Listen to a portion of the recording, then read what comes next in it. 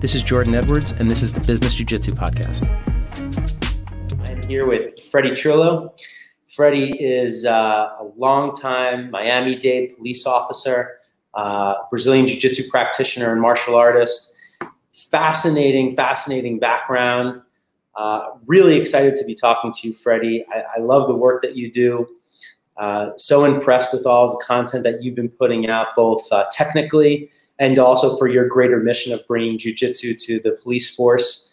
Tell us a little bit about yourself. Who is Freddy Trillo? Freddy Trillo, I've been a cop. First of all, thank you for having me on this wonderful podcast, Jordan. Absolutely. It's really an honor to be here, and I really appreciate the opportunity that you're giving me. Not so much to promote me. This is not so much to promote me. This is to promote the wonderful art of jiu-jitsu and how jiu-jitsu has changed my life, has changed thousands of lives. But I think that my story on how I got started in jiu-jitsu is quite different than most people, as it relates especially not just to my personal life, but to police work in general. Because as a cop, I'm still a cop, but I'm more on the reserve side, so I'm kind of not full-time cop right now. So, but anyways, do you have time for this story? What else are we doing, Freddy? Okay. It's bear with me. It's a pretty long story, but I'm gonna cut straight to the points of interest. 1992. Tell me who knew jiu-jitsu in 1992 in the U.S. In the U.S. Which we're still a year away from the UFC at that point. Yes, I think the first UFC came out. What was 93. it? 93. Exactly. Yeah. And that's when I first saw Hoist. But before I even get there, let's backtrack this. 1992, I was a rookie police officer down here in Miami. Guys, not my first week when you become a new officer, you graduate, you do your 9 months in the academy, and supposedly they prepare you for whatever encounter you find in the streets. So I believed. I was naive. I figure I'm in the police academy. They got the best instructors. They got the best techniques. They got the best equipment. Not. Anyways, long story short, when you graduate the police department, you do, and every department's different. So I'm sure somebody else will think it's different in their department. Every department's different. But down here, you do about 2 to 3 months right along with an actual cop that's a trainer. Because just because you graduate the academy doesn't mean you can start going out there. Just like school, you graduate college, does that mean you can just step out into the field and start working immediately? No. I mean, it's not that easy. Okay. You have to be mentored along. Somebody has to guide you. Okay. You graduated school. I know that's what you learned, but this is how we apply it. Right. Most of the time, completely different than how you were taught. But long story short, man, I'm driving my car, my police car. It's a beautiful day, sunny day. It's beautiful. I see a car speeding. Okay. He's speeding. He blows stop sign. I figure it's traffic related, right? I'm thinking it's just in a hurry. I don't know. I activated my lights, and he pulls over like immediately. Oh, I mean, the moment I got behind him, it's like he brakes and he jumps out of the car. That's not normal behavior. Most people, they're pulling me over. They want me to pull over here, whatever crap. But this was, I started this was a high crime area of Miami, Opalaca, for those that are watching that are familiar with the area. 1992 had the highest crime rate, one of the highest crime rates in all of the U.S. at that time. It was really bad down here. The area that I was working. What better place to get started in police work? I pulled this car over, and I didn't have time. Normally, you pull over, you have a few minutes, like a minute or two, you call your dispatcher, hey, I'm on a traffic stop, and you give the description of the car, where you're at, so everybody knows if something happens, they know where you're at.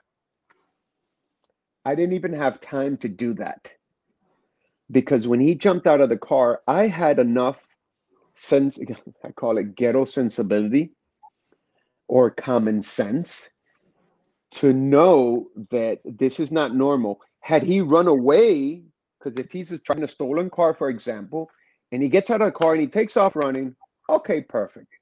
If I can catch him, I catch him. If not, I can set up a perimeter. Worst case scenario, you don't catch him, you still go home.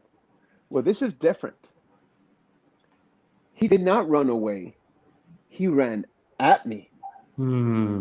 9 months of training in the police academy, defensive tactics, not one day they taught me what to do when somebody runs at you.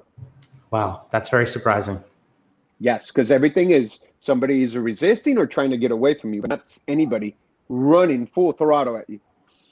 So again, my common sense, my street sensibility kicked in, and I knew I was dealing with something a little bit more into it. So I said, I got to bluff this guy. I got to throw him off his track. I said, yo, dude, are you okay? I saw you drive.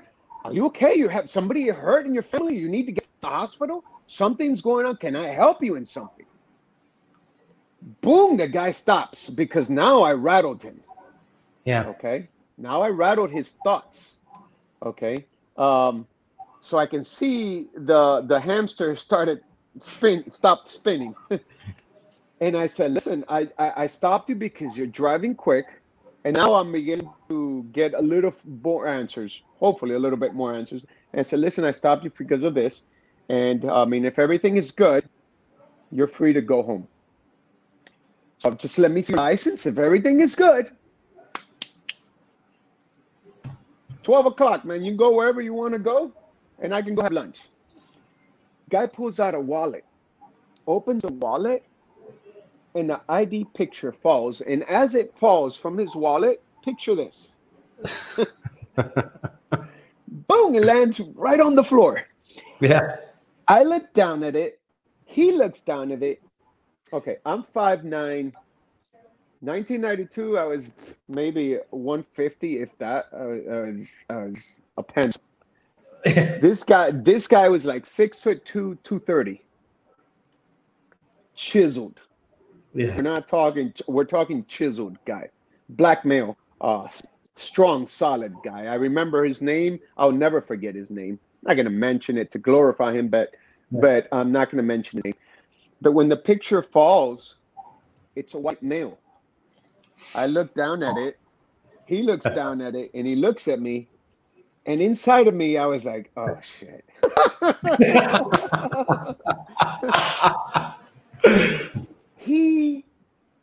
We're like 3 feet apart. So talk about a dilemma, the famous word that you use with Gordon Ryan. Talk about a dilemma. My small dilemma was throwing that question in, but it only gave me an advantage for a few seconds. He picks me up in the air, slams me on concrete, mounts me. This is 1992. Who the hell knew about mounting anybody? Apparently he did. He mounted on me and just went to work. Chipped my tooth, broke my nose, busted my lips. My nose was a wreck. There was blood everywhere. My eyes, talk about I'm brown, but they were completely black. A few days later, I even had to take a couple of days off. But the thing is this, as he was there hitting me, the only thing that was entering my mind was the same thing that I know millions of people before they die was thinking to themselves. I cannot believe that this is happening to me. Ooh, yeah. Chills. That is, you're not thinking about work. You're not thinking about anything else, or that you're hungry or you got to go to the bathroom. The only thing you're thinking is, I cannot believe this is happening to me. And there's nobody here to help me. It's just me and him. He's going to work. I didn't even feel the punches, to be honest with you, because your adrenaline is going so fast. Your heartbeat's going 100 miles per hour. And all you see is, you feel the boom, boom, boom, and then you start to see the flashes. He grabbed my radio, threw it over the fence, so I had no radio to call. He grabbed my handcuffs, ripped them from its holster, threw them over the fence, so I had no radio and no handcuffs. The only thing I had left was my sidearm, my firearm. But anybody in their rightful mind would know that when somebody is on you and you have a weapon on you, the last thing you want to do is try to take that weapon out, especially since he is in the mounted position. He has all the leverage in the world to pull that gun away from me, and I wouldn't be here having this conversation with you. So I was like, okay, I'm just gonna stay here and try to hold him, and hopefully he gets tired. Yeah. It felt like an eternity. You know, the only reason I survived that is because inside of my mind, I remember looking up at the sky, looking past the guy's on me, and I'm looking past him, and I'm like, I just can't believe this is happening to me. Yeah. And then I can hear sirens, because apparently some people saw what was going on, and I heard the 911 calls. Hey, you need to get somebody over here. You have an officer here that's about to get killed. If you hear the 911 call, he's about to get killed. This guy is killing an officer. So finally they showed up. He got tired of beating me up. He couldn't kill me. He was trying to choke me. He was high on crack cocaine. He had like, it looked like foam coming from his mouth. That's how enraged this man was. I never met this guy. And it's weird to meet somebody. He knows nothing about me other than I'm in uniform. And the only thing he wishes to do is kill me. He was telling me he was trying to kill me. Yeah. And in my mind, it's like, why are you trying to kill me, dude? I don't even know you. You know what I mean? Yeah. Oh, So, yeah. I made it past that incident, obviously. And I remember I was home for a few weeks. I couldn't work for a while because I couldn't go. I was so embarrassed. I didn't even my mother to this day, because I grew up in a single home, just for my mom and myself. To this day, she doesn't know, unless she watches this, she doesn't know what had happened to me. I told her that I got into a car accident or something. I didn't tell her that a guy tried to kill me, because then she would have been freaking out. Yeah. I remember sitting there in 1993, UFC came out, and I'm sitting in my friend's house, and I'm like, and I had been already looking for a martial arts, something, anything that can help prepare me for what you find in a street fight, which is, yeah, all fights start standing, but they pretty much 90%, a lot of them end up on the ground. 90%, that's a pretty accurate number. I would say even 100% if you refer to law enforcement. When was the last time you or any viewer watching this has ever seen an officer put the handcuffs on a subject that was actively fighting them on their feet? It doesn't happen.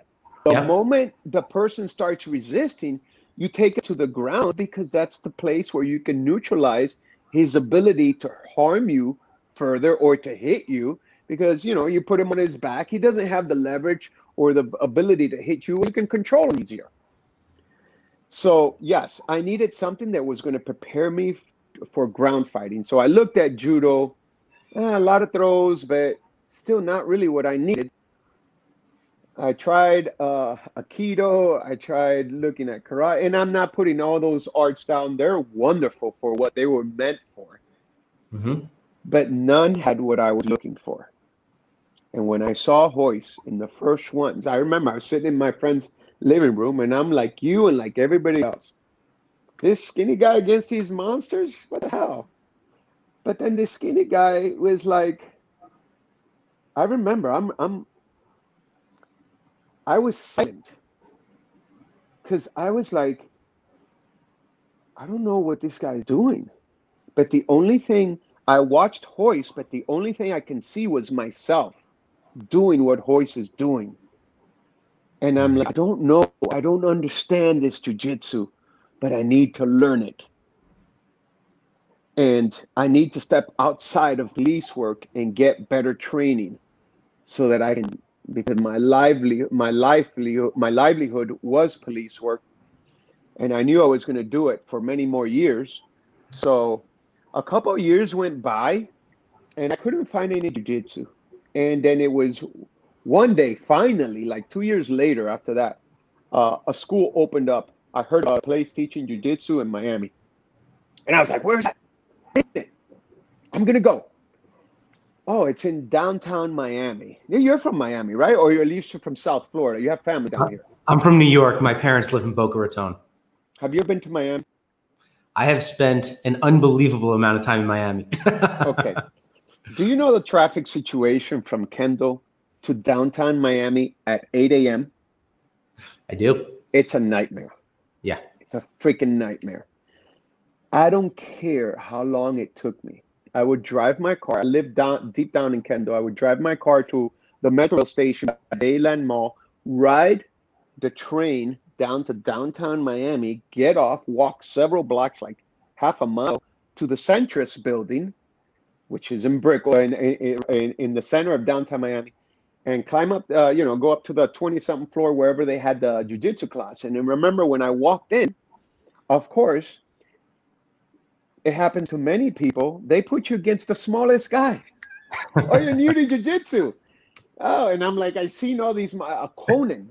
You know Conan Silvera? This is the Silvera brothers. I think Yes. Yeah. Yes. Well, he's now in charge of, he's now an American Top Team. And he's like the head coach of the MMA or whatever. Started with him. He was big dude. I mean, big dude. I was like, oh, shoot. I hope I don't have to fight Conan because he's obviously going to destroy me. But no, they brought a little guy. Hey, whatever the guy's name, come over here, train with him. And this little kid, wiped the floor with me like it's been done with many. And I was like, sign me up. Sign me up. A year contract. Sign me up. I don't care about contracts. I'm going to be doing this forever. Sign me up. Because I almost died. It meant something to me. So when I see these young officers not wanting to do, oh, I don't have time, or it's too expensive, they're lazy, dude. They're freaking lazy. Number one, they're lazy as hell. Number two, they've never been to the point where they were about to die, because if not, they wouldn't even question it. They would be doing what I exactly did. And I did that for about, I was with Conan for about 2 years. I was with him, and I would take that daily commute every single day after working my long shifts. And I didn't care. Well, I didn't have any family or kids back then. So, but to me, I still had that drive that I would do it every day. Fast forward many years later, I was only there with him for about 2 years. Then I switched over. I started training with the Valente brothers, Pedro Valente, it was just really him in the beginning. He was attending University of Miami back then, getting his master's in business or whatever. So I had met Pedro, and I got along very well. He's a very, very, very smart, intellectual guy. And he was one of the first guys to come up with like PowerPoints for lesson plans, actual curriculum. Because remember, I don't know how far back you go, but in the very beginning, it was disorganized because it was new. Yeah. What we're going to go over today? Let's go over arm bars.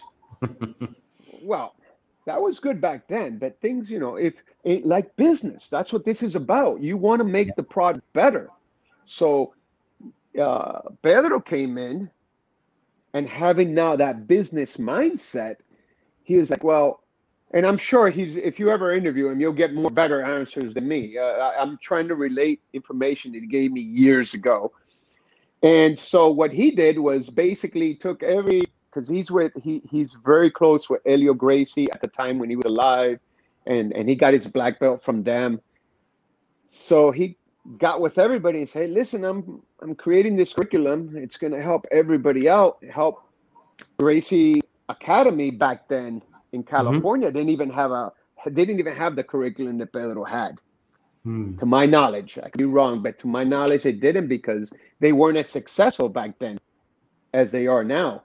They got successful when they started using, when they started organizing things better. The business flowed better. Customer walks in, he sees the PowerPoint, he sees the presentation, he sees the clean environment. It's good. So anyway, that was part of what caught my attention. And I stayed with Pedro for like 17 years. But let me ask you a question on that. So you've now trained under Silverio Brothers for 2 years, and you're with the Valente Brothers. You're an active duty police officer. Off of that life-threatening situation, how much jiu-jitsu did it take? How many months of training in your street scraps? Now you're starting to have to, apprehend criminals. How much jiu-jitsu did it take before you went from getting mounted and almost dying to now you have this like jiu-jitsu superpower? Was it immediate back then? Was it in the first 2 years? Was it, because jiu-jitsu of course isn't what it is as refined as it is today with the teaching curriculums and widespread. So I'm interested to know, like, did it save your life in those 2 years and the subsequent 2 years after the event? Great question. I wouldn't even say 2 years. How about we bring it down to 6 months? Yep. I could probably bring it down to 2 months, because when I started, I was gung-ho. I was there every single day. By my first month, I knew very well how to get somebody off of my mount very comfortably. So that same man would mount me a month after I had been, he would not have been able to stay mounted on me. You can't, because you can't defend what you don't know. Just like they couldn't defend what I didn't know. Well, I guarantee you that guy wouldn't have known how to defend me getting out of there, because he wouldn't have understood it. So I tell people, in general, if you go to a good school, and there's plenty of good schools, and just like you said, the system has gotten better. Schools have gotten better. They have learned to put things together so it could be a better flow. What took me many, many years to get to black belt, now it's been like cut in half. Some guys can get their belts in about 8 years, probably even less than that. Depends on how young they start or how fast they are. So right now, I would say if you go to a good jiu-jitsu school, and you dedicate yourself to some good training within 6 months, I'm not even talking about belts. We're with 6 months of good training, you're good to go in police work. Literally good to go. Why? Yeah. Because you don't have to do any. When have you seen anything fancy in a street fight? Look on YouTube. You see any omoplatas done in a street fight? That's nonsense. No. You don't have to do that, because it's so simple. It's arithmetic. It's so simple. 2 + 2. It's you learn a good takedown. You learn how to defend the takedown. You learn how to control the positions. You know what the guard is. You know what the side mount. You know what the mount, and you know what the back mount is. And then from day one, you learn the 3 golden rules that I tell all my students. Don't give your back. Don't give your back. And if you forget the first 2, remember number 3. Don't give your back. Okay. I'd have to add in, don't go to your back either. I'll tell you a quick story. In 2017, when I received my purple belt, I started teaching the fundamentals class and the basics class. And I had 3 police officers specifically in my class at that time. One of them, who became a good friend of mine, he was an officer up here in the Bronx in New York. And he now, because of YouTube and Flow Grappling, a lot of these guys are actually into jiu-jitsu before they walk through the door. And so I had a police officer who, as a white belt, if he was standing and someone just had their feet up, instead of passing the guard, he would fall back for a foot lock, but without knowing what to do. And I said, try that to me. So he'd fall back on a foot lock and I would just stand up on top of him. And I'd say, if you were in the street, would you ever fall to your back? Even if you see Gordon Ryan and all these guys doing a foot lock. So I'm going to add to your rule. Don't give your back. Don't fall to your back if you're a first-time police officer. But I think that's an interesting little, something that I encountered as an instructor, which was now people are watching jiu-jitsu, that are walking through the door and they're seeing this highly technical game and they're trying to recreate some of that on their first 2 months. So it's just a little caveat also. But so let me go back. So now you're 2 years into Valente Brothers, and you're creating this. You're learning the art, and you're an active duty police officer. At what point do you start to say to yourself, "I need to bring this to other police officers. Like, I need to spread the word. I need everybody else to learn this"? Okay. And this goes along the lines of what you just mentioned about the officer sitting back for the footlock. There's a lot of wonderful instructors around, and many of them are not even cops. And still, you can teach someone to do their job very well in police work, because Pedro is not a cop and he taught me and I did very well in police work. But with that said, I approach it different. I have a lot of cops that train with me because they know I'm a cop, and they like training with me because when I started training jiu-jitsu, and I'm going to get to your question in a second, but I need to lay on the foundation to this part, which is all connected. I got to field test my jiu-jitsu every single day because I was very active officers. SWAT, street tactical units. I was part of a robbery intervention unit. That's all we did. Go after the worst of the worst in Dade County, and there's a lot of them. So every single day I got to practice my jiu-jitsu. I'm not even kidding when I tell you that I would do it every single day. And the guys that would work with me, they got to the point where, all right, we're just going to sit back and watch Freddy. I arrested a lot of people. And I also had the least number of complaints against me. That tells you a lot. Not just about the jiu-jitsu, but also about me.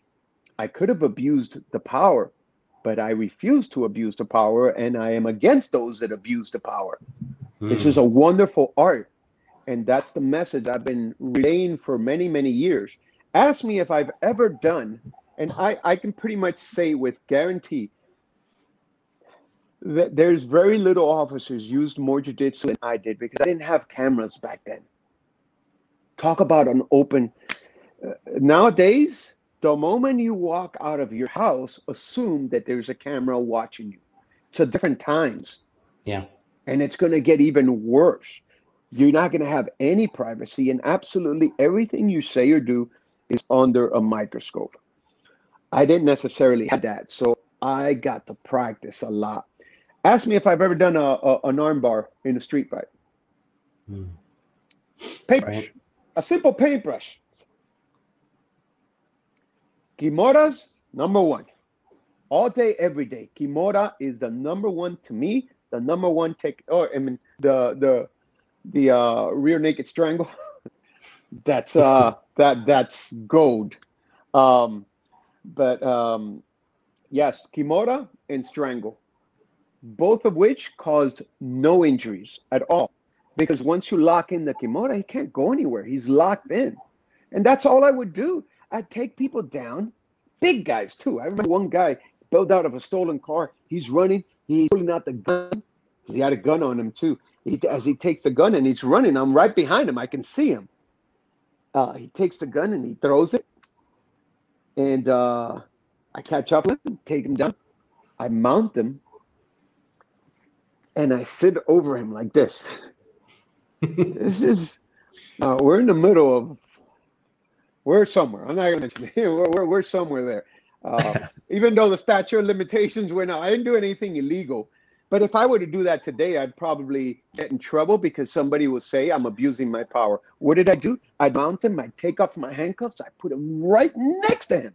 I said, listen, bro, when you get tired of trying to push me off, matter of fact, let's do this. If you can push me off, I'll let you go.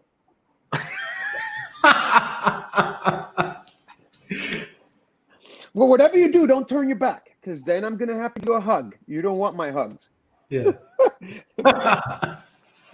So that's what I would do. I put handcuffs right next to it. I would do stuff. If I did that on video nowadays, they would say that I'm abusing or I'm putting somebody down.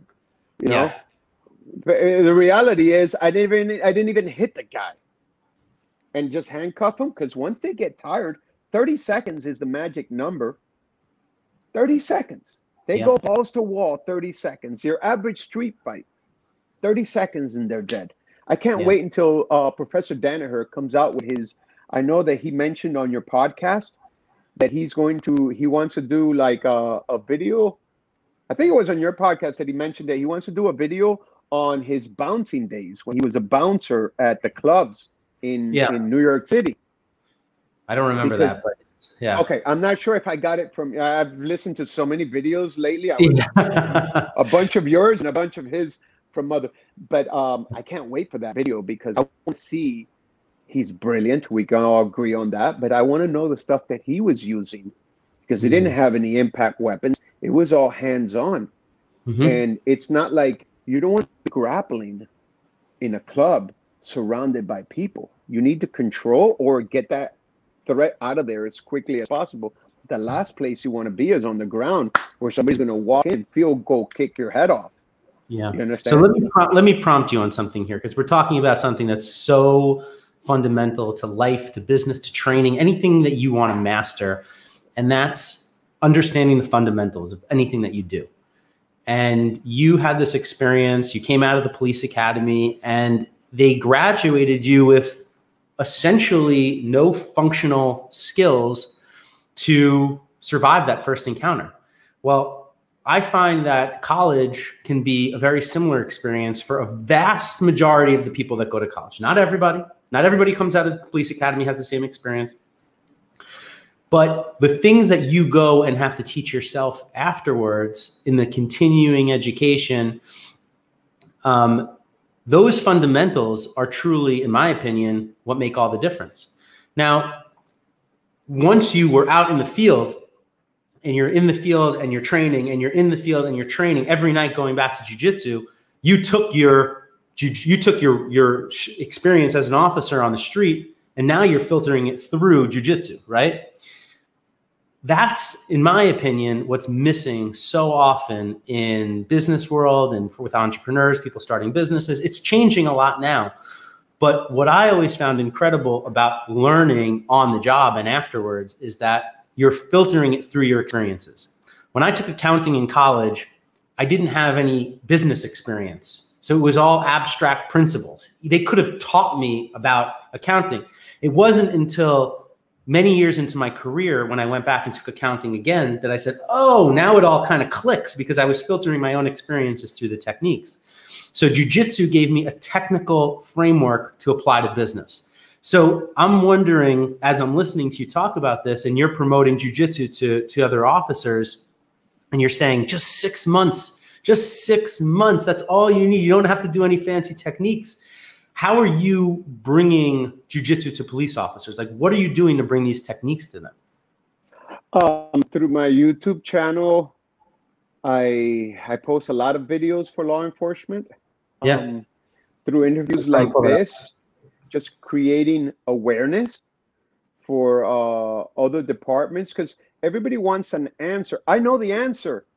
All jiu-jitsu guys know the answer, but the ones that we're fighting are non-jiu-jitsu people, the ones at the top, right, that are making these decisions on what a department needs or doesn't need.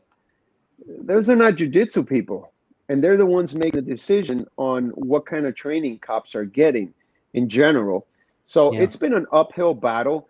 In 2003 is when I actually, it was earlier than that. Once I started training jiu-jitsu, I started teaching jiu-jitsu at the police academy as well. In 2003, I was a police instructor at the Miami-Dade Police Department, 3,000-man department. That's actually when I really started to blossom out and start teaching cops what I knew. And it's like we go back earlier, there's not a whole fancy, you don't need to teach so many things. It goes back to what I said. Teach him a good takedown. Teach him how to stop somebody from taking him down. There's a little defense prevention on takedowns. Teach him how to control someone from the mount, from the side mount, you know, stuff like that, but nothing general. We're talking about really just control. I don't even teach any submissions. Armbar, I've never taught an armbar in a police seminar, and I do many police seminars. I teach a lot of seminars down here in Miami to the city of Miami. I've taught them in my department and other departments around here. And ask me if I've ever taught a armbar. I don't. Some people, they want to, hey, can I do an armbar with omoplata? I go, yeah, that's good to know, but that's stuff that you would only use in your academy. You wouldn't be using that in the street because it wouldn't have to go that far. Yeah. You know? So yeah, when I'm teaching these seminars, I promote that exposure. I'm not promoting violence. I am not. I have those classes, but I really don't. When I teach a police seminar, I don't even teach any striking. I tell them, hey, you guys want to teach them striking? You guys do that on your own. I'm going to teach you how to maximize that control, how you can get the most aggressive of the aggressive guys. We're talking hands-on. We're not talking gun on gun. That's different. We're talking about a guy that you show up. It's a domestic violence call, for example.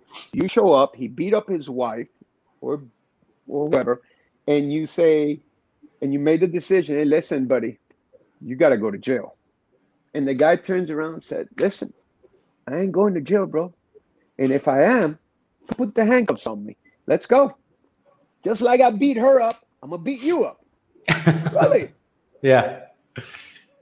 I would love for him to tell me that. Absolutely love for him to tell me that. I'd be like, shut the door, take off my belt. Oh, yeah. Oh, yeah. I'd make it fair. I'd make it completely fair.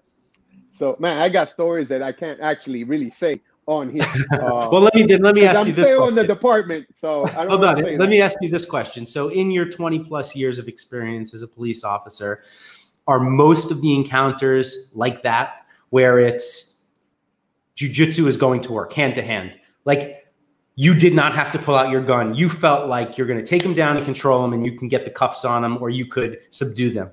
I would say the vast majority of the incidents that I see on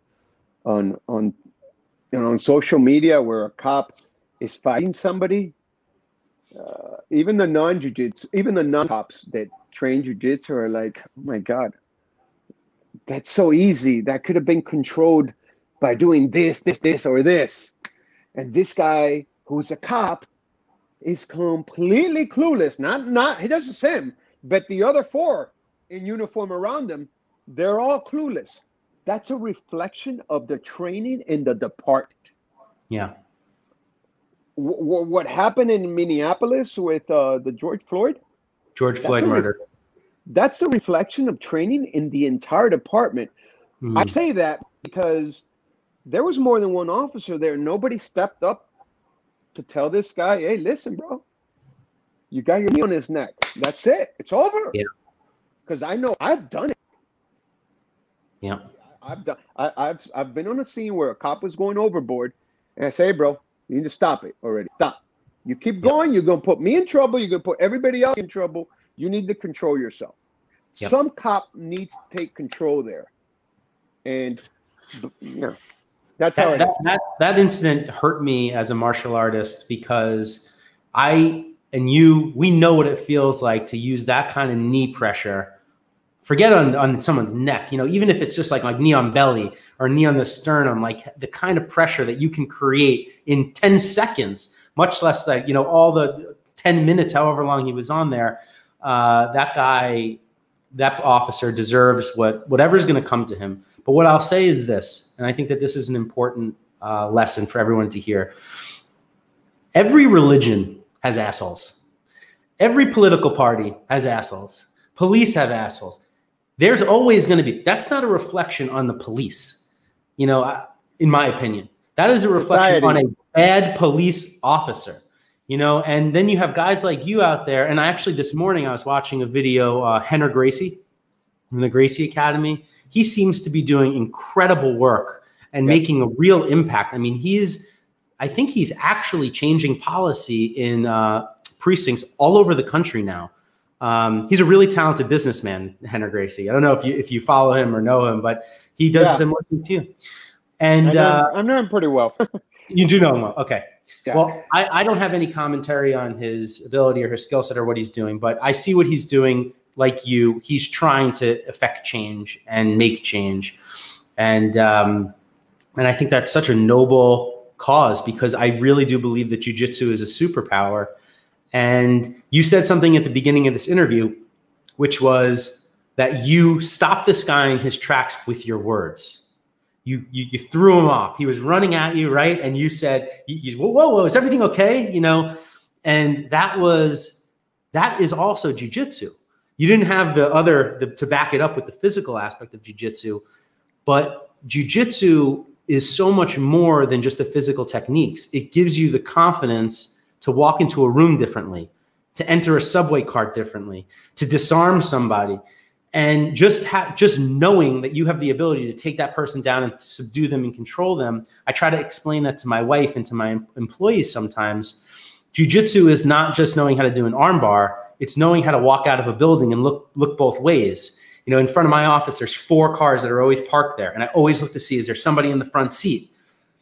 That's awareness. That's jiu-jitsu. It's so much more than just fighting or rolling around at night. It really does give you a confidence and an awareness that I think that it's missing in a lot of other martial arts. Because jiu-jitsu is not just a martial art. It's a life-enhancing art. It applied correctly, and which it should be, it just enhances everything, your lifestyle, the way you eat. You're going to find yourself eating better. You're going to find yourself just being more conscious of what you do in life. At least that's how I operate. You know, I want to be the very best that I can be, both in and off of the mat. That involves my police work. That involves my personal conduct. As a school academy owner now, business owner now, I learn even more the power of walking the talk. You know, and that is real big on my list. In 2008, when I decided, in 2008, the seed was implanted to me on, actually it was not 2008, it was like in 2010. In 2008, we had the big problems with the economy. I don't know if you remember that. Of course I do. Okay. I lived it. But in 2000, around that time, around 2009-ish, getting close to 2010, I'm working out with my friend in the gym, and I was already a black belt. I got my black belt in 2008. And my friend's working out with me, and we're both ups. And he's like, "Hey, Fred, aren't you a jiu-jitsu black belt?" I go, "Yeah." "Don't you teach at the police academy?" I go, "Yeah." "How come you're not teaching on your own, have your own academy?" Never occurred to me. Because I was doing the police work. He goes, "Yeah, man." And we were in a gym. And he said, "You see these little empty rooms where they're doing Pilates or whatever you call that in one room, yoga in another, spinning in another. All these are individual instructors that just rent out a room and teach a class. You could do the same. You just go in there, rent a room, and start teaching jiu-jitsu." So I thought about it, created a flyer, put it up, and the first 3 weeks, nobody walked in. I sat there in my kimono. Nobody would walk in. And then on the and plenty of people walking by it because there was nobody in there. Nobody would walk in. Finally, one day, one guy sticks his head in the door and he says, "Am I late?" And I go, "No, you're in time for your private lesson. Come on in." dude, 3 weeks. Most people would have probably given up. I sat there for 3 weeks. And again, I was a cop. I was a cop at a young age. I knew nothing on business, nothing, zero. I've had to teach myself. Thank God for Earl Nightingale and all these videos that I listened to on YouTube that helped set a road for me to be successful. I listened to all of this. I'm like a sponge. And so I started putting it into practice. You know, if you have a love for something, I remember one of these quotes from Earl Nightingale, if you have a love for something, you're good at it, and there's a demand for it, it's very hard to fail. And I knew people were telling me I was good at teaching. I didn't know how good I was because I didn't have an actual academy. But when I started teaching, that one person came back the next day with 2 of his friends. And before I knew it, within a week, I overflowed my entire class. And I was like, my hairs would stand because I'm like, is this really me that's doing this? How am I doing this? And so to make a long story, because I don't want to drag this on. I moved from that place. I was able to gain enough money to open my first place, my second place, an actual location that a friend helped me obtain. And then after that, I was only there for 1 year, and I had to already move to my third place because I was outgrowing that. And then that's when I started teaching kids. That's when I really started to explode, teaching kids. And that's another. I didn't want to teach kids. I didn't want to deal with them little kids running all over the place. I go, oh my God, no, I don't want to deal with that. I barely deal with my own kids. I got to deal with someone else's kids. Yeah, and my kids were small back then. But then something, I think it was Pedro Valente who had told me, Freddy, take your kids to class, have them be in class, have fun with them, and you'll see how everything starts coming together. So I followed that. I brought my kids to class. I said, that's a great idea. I brought my kids. We're going to be in class, and we made the class fun. I made it very, very fun. And I remember after my first class with the kids class, I know what I did. I know exactly what I did. I told all my adult students, whoever has kids, do me a favor, bring your kids every day this week at 5 o'clock. I'm going to teach the kids classes. I've never taught kids before, but you guys are going to help me because I'm going to see if this is going to work. And since they were my new students, they understood and they all brought me their kids. So the next week I had a bunch of little kids. And after the first class, I finished, and in my mind, I'm like, oh God, I didn't do too well. You're white though. Every person in there came up to me and they said, Freddy, that was amazing. You're a natural with the kids, especially with the kids. You're a natural. I don't know if you've seen some of my videos with the kids. I put a few of them out there. I haven't put any recently because of all the nonsense going on lately. So I've kind of slowed down a little bit on it. But I was really good with the kids, and then that's when I really exploded. Right? So it was a whole new element, new to business, new to teaching, and new to teaching kids. And so yeah, it's been a definite learning curve. I've made many mistakes, and I apply the same concepts of jiu-jitsu. When you're brand new, you're going to make many mistakes. You're going to get tapped many times. If you walk into an academy and you're tapping people out and you're new or nobody's catching you, you're probably in the wrong academy. Okay, yep. So I tell my new people when they come in, hey, it could be athletics. I say, I know you're strong. This is a different game. Get your mindset ready. You're going to lose. You got to experience losing so you can learn to value what winning is. Okay, so for the most part, the same principles I use for jiu-jitsu, business, I use for my life. And it works very, very well. They go hand in hand. I can't be the opposite of what I am on the mats. It just doesn't work for me. and I tend to socialize and surround myself with brilliant minds, with smarter people than myself, because although they're smarter than me, I'm still picking up on that knowledge. And that's why I love listening to your podcast. I love listening to Professor Don Danaher, my instructor, Professor Tom DeBlas. I love listening to them. You know, they got a lot of experience. They've been around this game for a while. Yeah.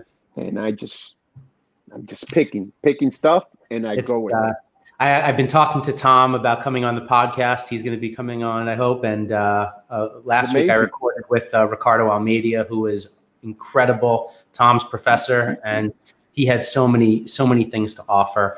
One of the things that we discussed was he's through his children, he started taking up running because his children are cross-country runners. And Ricardo's been posting a lot about his running, which is something I also picked up later in my life, in my 30s. So as I hear you talking about this same thing, of this principle of basically beginner's mind, like you're evolving and growing and learning, and you've had a 20+ year career, but now you're still so thirsty for knowledge, listening to podcasts and bringing it back into your business. And I really do think that is the root and the essence of jiu-jitsu. I heard you say something on a podcast or somewhere, and it was something along the lines of when you met Tom DeBlas, he exposed a piece of your jiu-jitsu, and he basically said to you, like, you're great at jiu-jitsu, but like, I'm going to show you, where you're not so strong. Can you talk about that? That's putting it nicely. If you know Tom, he's nice, but that's not how it came out. Listen, I'm a polished guy, I'm not rough around the edges like that. Listen, I went to 2 different academies with 2 different I used the right word. They're both jiu-jitsu. I would say Pedro was more on the self-defense side of it, because he's not into any sport.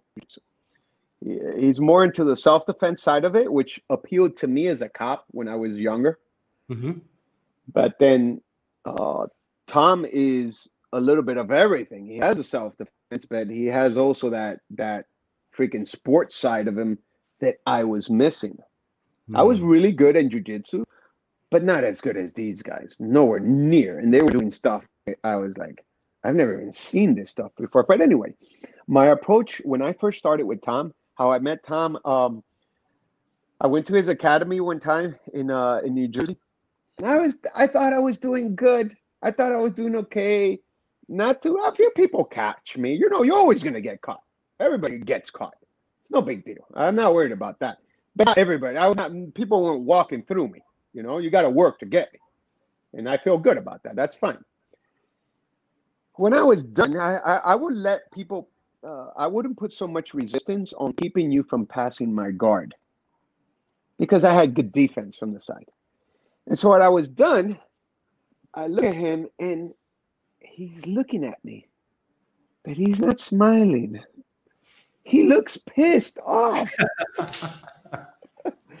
And I'm like, okay, maybe somebody told him something has nothing to do with me. When I go up to him, I go, hey, so what do you think? He goes, I was saying, I think you have good defense and about the worst guard defense I've ever seen in my life.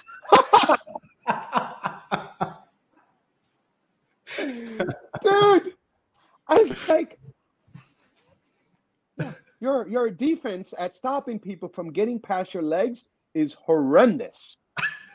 Whatever you're doing, throw it away, and this is what you're going to start doing now.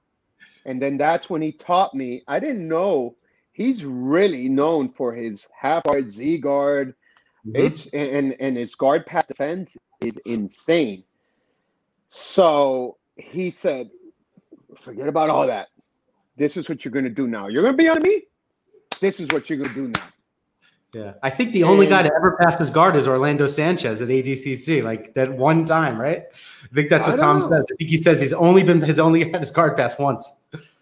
And to get a guard pass by that animal, that guy's like 300 pounds. Yeah. And he moves like a gazelle. Yeah. I mean, that's not something that you got to be worried about mentioning, because I got to pass 99% of those watching this is guard. So anyways, but my game changed tremendously from one day to the next. He was right. I took it as constructive criticism. I sat back, and instead of getting upset, I said, well, what is it that he sees from his eyes that I don't see?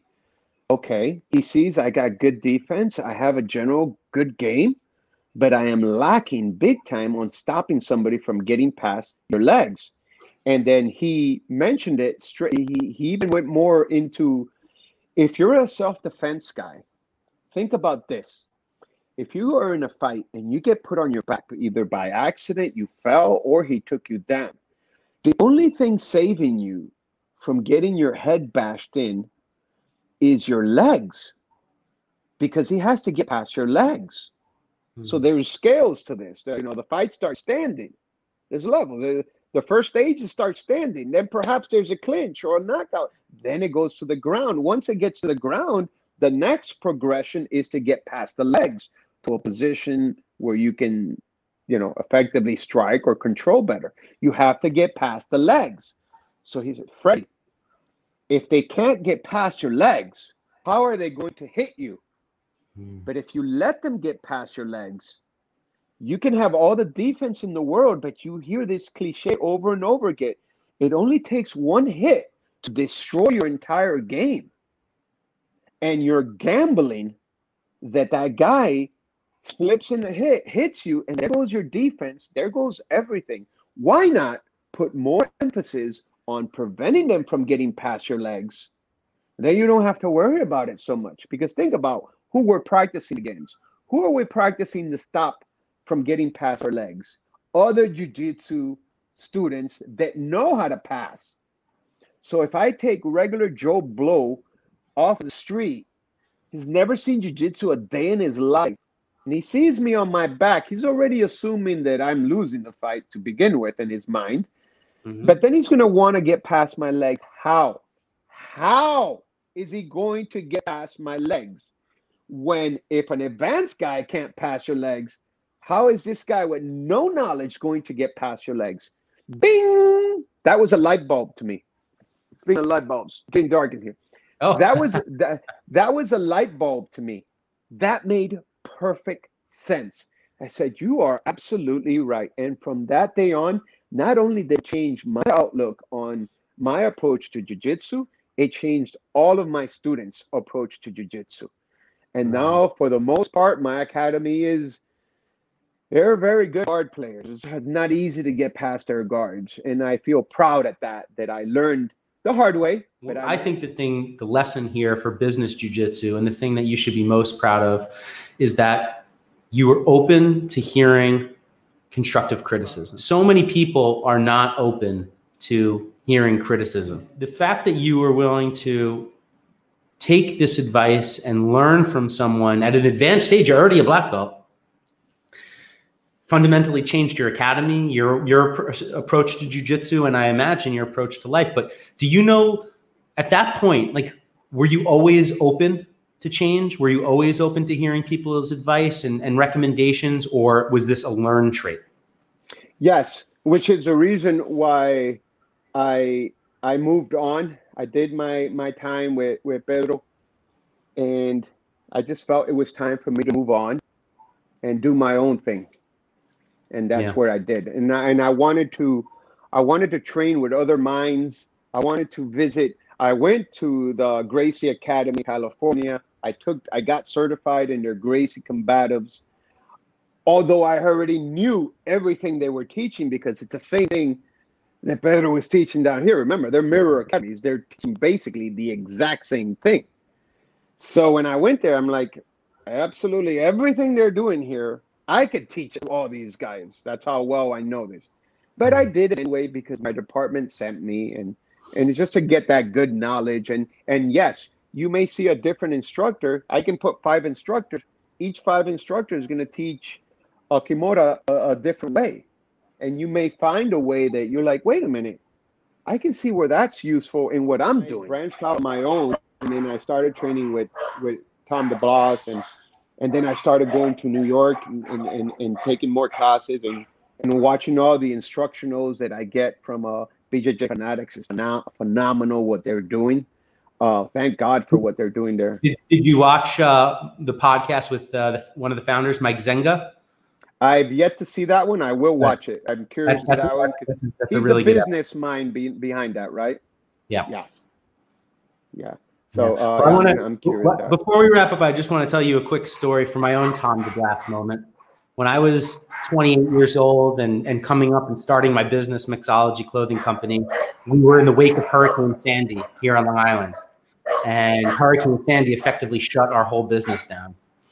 And at that point in the business, I was operating the website, and I really didn't have much to do with the retail operations. I had a business partner who was really more the retail-minded guy.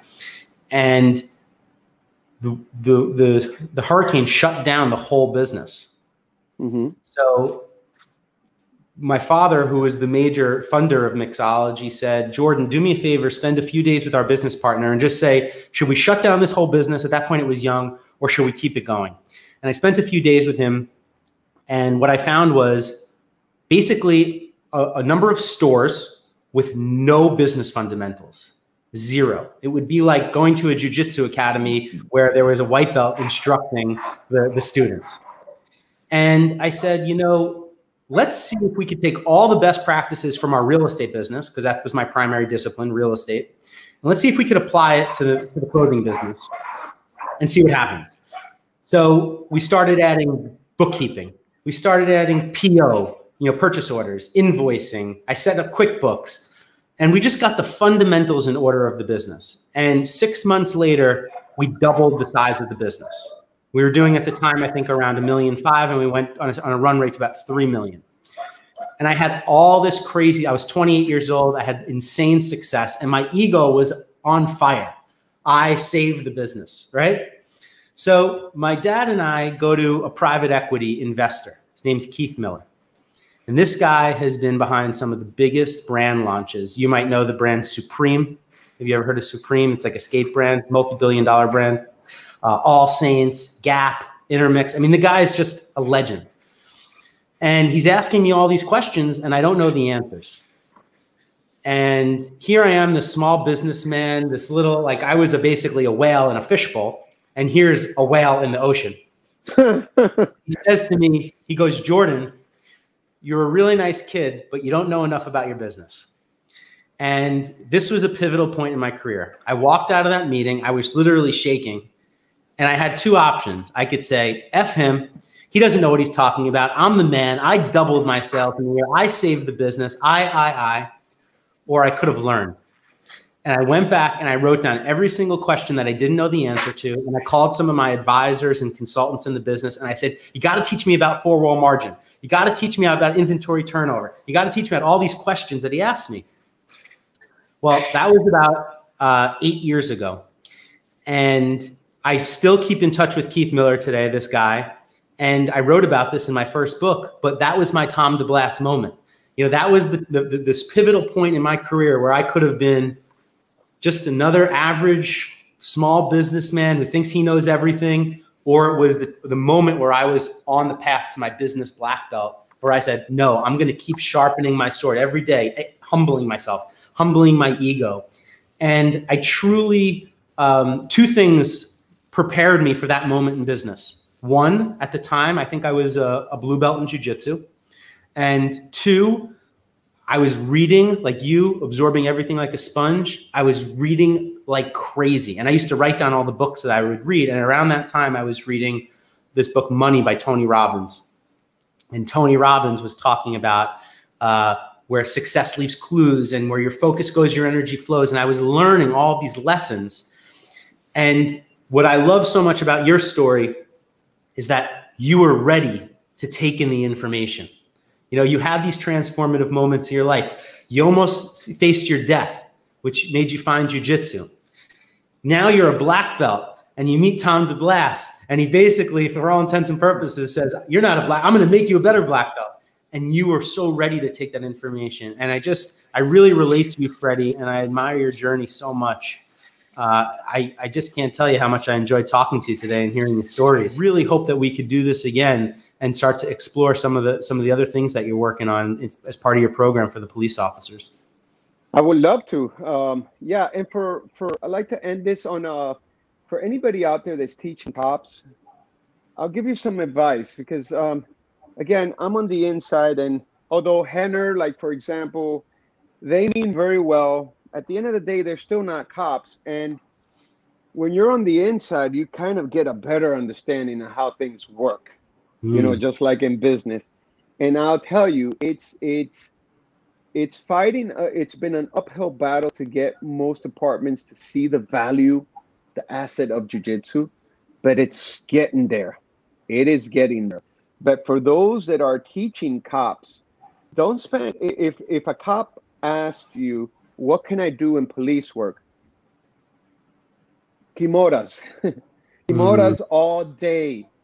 They don't need to know arm bars. You don't need, an armbar is a position where you could submit him and he usually taps, but if there's no submission in a street fight, because he's not going to know, you're going to have to call inflict damage. And now once you cause damage, now you're hurting the guy. Now you have to do a use of force.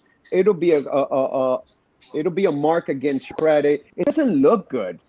Yeah. Not only that, you put a foot across his face, he's going to bite you.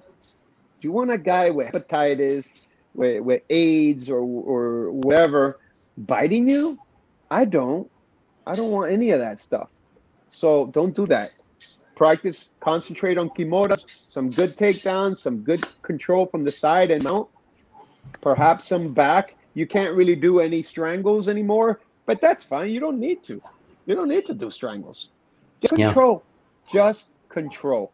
So that's pretty much it. I really appreciate you having me, Jordan. It's been a pleasure. And like you said, yes, those self-help books that I read, they're invaluable. I still, to this day, am constantly looking at them. And I still go take courses from other, I'm going to go do one in Vegas, hopefully soon. They have another course out there for law enforcement that I want to do. I just want to get as much knowledge as I possibly can. But if you're ever down in Miami or come down here, visit, and we'll go over some stuff, man. I'd be delighted to hit the mats with you. I will 100% be taking you up on that. In a normal year, non-COVID year, I'm down in Miami and Florida at least 6 or 7 times a year. This year, I've only been one time, and I will absolutely be back soon. As a matter of fact, my business is going to be expanding down into Florida, very likely. I'm going to be opening some stores in South Florida. So we are actively looking for new locations, and I'm going to be, I would say that I could probably have 10 of my retail locations between Palm Beach and Miami. I think that there's enough of a market down there to have 10 of my Mixology Clothing Company stores. So every time that I've come down over the years, I always bring my gi and my rash guard, and I've trained at many academies in South Florida. Manny Soares is in Boca Raton. Do you know Manny by any chance? I know who he is. I've never met him. Yeah, he's part of the Carlson University. I've trained with him over the years, and it just developed a really nice relationship with people. But I love what you said. I can't wait to learn from you as well, and hopefully I can take some of the basic principles from when police walk through the door of our academy, Budokan, here in New York, and so we can give them some really good instruction. I used to go to New York a lot, but I don't know if I'm going to go anytime soon. That's a whole nother conversation, and one that we'll have to save for next time. Hey, man, thank you very much. And for those watching, if you want to see any of my police videos or jiu-jitsu videos, I have a bunch of both. Go to Trillo Jiu Jitsu Academy on YouTube. Yeah, and I'm gonna share my screen with you with the audience right now. Here is your Instagram. It's Freddy_Trillo. That's my personal. Then I also have Trillo Jiu-Jitsu, Trillo Academy. So, but they're both good. Here is the Trillo Academy. Yeah. Trillo_Academy. And then I also want to make sure we get your YouTube account. You see the guy with the gun? in the picture. I do see that. Oh, here's your academy. The YouTube channel is the ones where you'll see most of the videos that you guys are enjoy, and use them. I didn't invent anything. I just use what I've learned and apply it for you guys. Is this you? Oh no, I'm on Matrix. This was a video that you filmed, and I will get. I have all sorts. I have a video where I blindfold myself, and I have the guy try to go for my gun, and I'm just defending it from various positions. Yeah, and again, I don't use any striking. Trillo Jiu Jitsu Academy on YouTube is how that everyone can find you there. Yes. All right. Well, I'll put those links in the bio as well, so everybody can find them. Thank you, Jordan, and everybody for listening up. I appreciate it. And guys, go train. Keep training jiu-jitsu and spreading the word. Jordan, you're doing a great job, man. Hope to see you soon. Thank you so much, Freddie.